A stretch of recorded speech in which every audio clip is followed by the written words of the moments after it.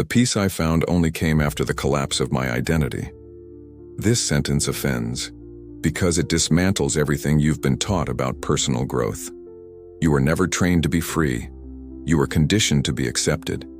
You were domesticated into emotional compliance, molded to fit rituals of normality that were really silent pacts of self-abandonment. Most of your suffering never came from life. It came from pretending to be the version of you that others needed.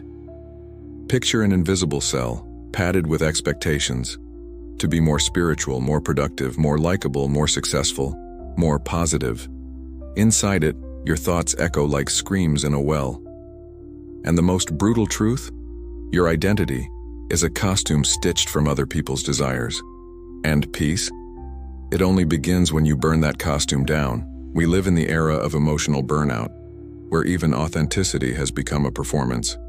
You're expected to look free, to appear awakened, to seem at peace, even while your soul screams in silence. Collapse isn't failure. It's resistance. It's the soul's refusal to keep acting in this theater of obedience. Why now? Because the mask is cracking. And the more you try to patch it, the deeper it cuts into your psychic skin. There comes a moment when pretending hurts more than being rejected. I know. I lived it. I was the good son, the perfect worker, the spiritual man with a soothing tone. Every applause I received was another brick in the wall of my invisible prison. True silence only came when I accepted being unbearable to those who only loved my performance. This is the promise of this journey, a disturbing, liberating peace, where your only audience is your naked conscience. If something in you is tired of performing, stay until the end. You weren't born trying to please. You were programmed, slowly, methodically, like a machine trained to earn its place. From childhood, you were exposed to a reward system: smiles when you obeyed, silence or coldness when you questioned. Each time you complied, you earned a breadcrumb of belonging. They called it education, but it was emotional domestication. Picture a child holding up a mask larger than their face, trembling at the thought of letting it fall. That child learned that love has conditions, that to be seen, you must be edited, that there is a right kind of smile, a correct way to feel sadness, a permitted version of silence. They learned that being real is dangerous, and traded authenticity for safety. This continued through school, work, relationships. Robert Cialdini calls this commitment and consistency. Once you adopt a social role, you're compelled to keep it up, even when it slowly erases you. Quitting the role feels like social suicide, and fear of rejection is stronger than the pain of self-betrayal. Even spiritual culture reinforced the cage with sweet words. Be the light, trust the universe, raise your frequency. But the subtext was clear. Be likable. Don't question. Don't make waves. Even your anger must sound enlightened. What they sold you was a sedated spirituality, one where peace means numbness and compassion means silence.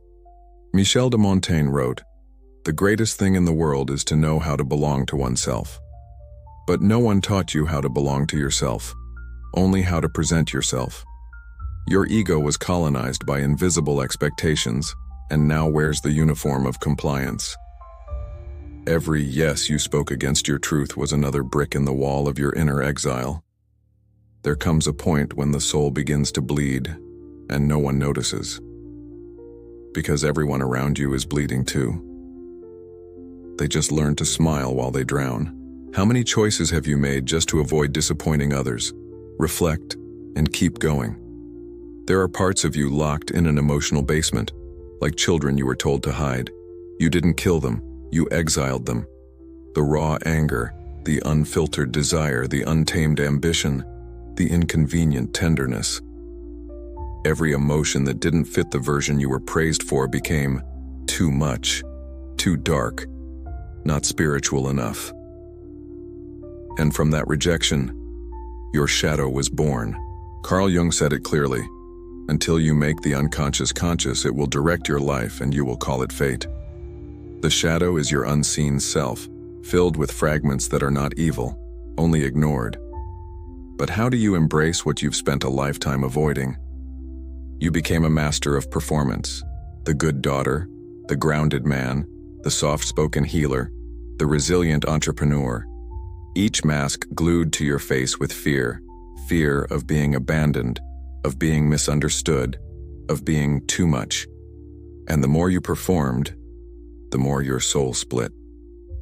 The breakdowns came at night, when the audience was gone, and you were left with the silence of everything you never said. The archetypes you absorbed are prisons in costume, the savior who heals everyone but never rests, the victim who must keep suffering to be seen, the hero who must win, even when he's dying inside. None of these roles offer rest. None of them are you. And the cruelest part? Society rewards these masks. They get followers, applause, praise. But deep down, you know, there's a fatigue that no vacation can fix. It's the fatigue of living fragmented. Your mind becomes a battlefield, your emotions a civil war. And the parts you silenced? They become saboteurs whispering in the dark. You're not broken. You're splintered. Because you had to amputate pieces of your soul just to be digestible. And now, those pieces want to come home. What masks are you still wearing just to be accepted? The healing starts in the ache. The biggest lie you were sold is that you are free. But look closely. Your freedom has been outsourced to algorithms, self-help trends, and emotional influencers. You call it autonomy, but it's programming.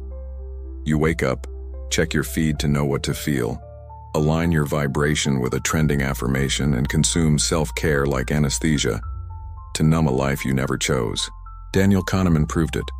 The brain prefers the comfort of coherence over the pain of truth. That's why false freedom works so well. It offers aesthetic choices, but not existential ones. You can pick your outfits, your apps, even your type of meditation. But you can't question the speed, the system, the machine, because the machine owns your energy. Here's the paradox. We've never had more apparent freedom and never felt more hollow. People attend silent retreats but come back more anxious.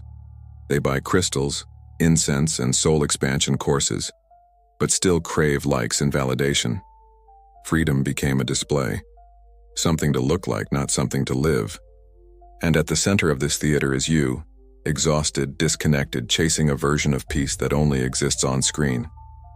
Montaigne wrote, "A man who fears suffering is already suffering what he fears." And you? You suffer not because you are free, but because you're pretending to be. So you consume more content, more guidance, more truth.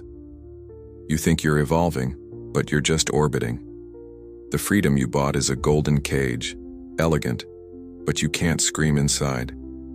Real freedom begins when you stop trying to appear awakened, and finally let yourself not be watched.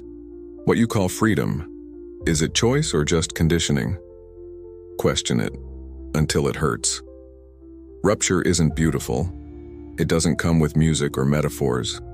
It comes with silence. With the sacred kind of exhaustion that makes you stop pretending, not out of rebellion, but because you physically, emotionally, spiritually can't. One day, you just stop. You stop replying, stop justifying, stop smiling when it hurts. And that's when something real begins. Gabor Mate calls trauma a loss of connection to the self. And that's what rupture heals. It's when you open the door to the emotional basement and look directly into the eyes of what you were told to suppress. The rage, the lust, the urge to vanish, the grief you never wept. These aren't enemies. They're the missing pieces of your humanity. This rebuilding doesn't happen with new goals or habits. It begins with permission. You give yourself permission not to be likable. You let yourself disappoint those who only loved your edited version. You allow silence instead of explanations, rest instead of resilience. That's when authenticity stops being an idea and becomes a physical state. You stop being someone for others and start being something for yourself, a space, a place inside you where no performance is needed. Florence Scovel Shinn wrote, "No door can remain closed to the one who has no fear of rejection. That's the portal. When you're willing to be rejected by everyone but refuse to abandon yourself ever again. True reconstruction doesn't feel like a beginning. It feels like an ending, a mourning, a quiet collapse, and then a breath, a subtle exhale almost imperceptible, like a body unclenching after years of pretending, like a soul finally returning home. If something inside you is burning to be real, let it rupture. Don't resist it. This was never about winning, or even understanding. Real peace doesn't arrive with certainty or smiles. It comes quietly, and only to those who've stopped performing. You no longer need to prove anything.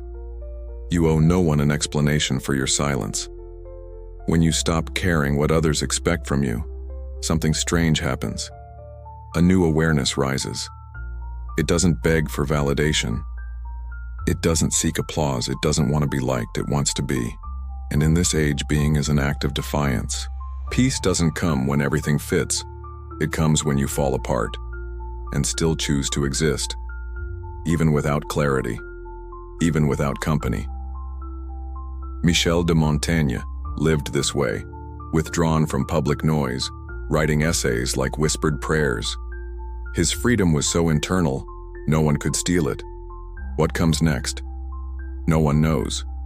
Because there's no roadmap for those who break the script. There's only a slow, blind walk, where each step whispers, "I will not abandon myself again." And that sentence, repeated in silence, rewires the body. The mind softens. And the soul finally breathes. Breathe. If you made it this far, something in you has already cracked. Don't glue it back. Let the fracture speak. Final mantra. Peace begins where performance ends. Comment below. Peace begins where performance ends. Share this with someone still trapped in invisible chains. And if you're ready to keep breaking the spell, subscribe now. If this silence felt like home, you're already returning.